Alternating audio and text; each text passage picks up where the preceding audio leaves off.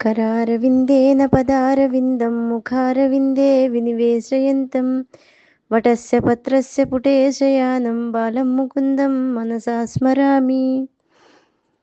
श्रेयान् स्वधर्मो विगुणः परधर्मात् स्वनुष्ठितात् स्वभावनियतं कर्म కుర్వన్నాప్నోతి కిల్బిషం.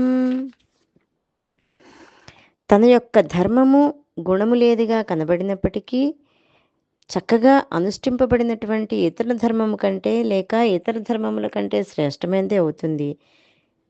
ఎందుకంటే స్వభావంతో ఏర్పడినటువంటి ధర్మాన్ని చేస్తున్నట్లయితే మనిషి పాపాన్ని పొందడు. అంటే స్వకీయ కర్మ అంటే స్వధర్మము ఆచరించటం ఒకంత కఠినమైనప్పటికీ తేలికగా ఆచరించబడేటువంటి ఇతరుల యొక్క కర్మలని గ్రహించటం కంటే అదెంతో మేలని చెప్పబడుతుంది. అంటే స్వధర్మే నిధనం శ్రేయ పరధర్మో భయావహ అని చెప్తారు.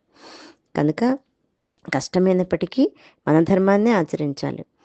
స్వకీయ కర్మని పై శ్లోకంలో చెప్పబడినట్లుగా ఈశ్వరార్పణ బుద్ధితో చేస్తే మనిషికి పాపం ఏమాత్రము కలగదు. లేక ఇక్కడ స్వధర్మము అంటే ఆత్మకు సంబంధించిన ధర్మము అని చెప్పవచ్చు.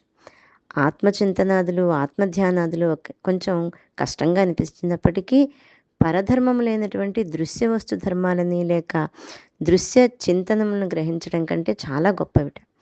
ఆత్మచింతనాదులు స్వధర్మం గురించి ప్రారంభంలో కొంచెం కష్టంగా ఉన్నప్పటికీ చివరికి అనంత సౌఖ్యాన్ని కలిగిస్తుంది.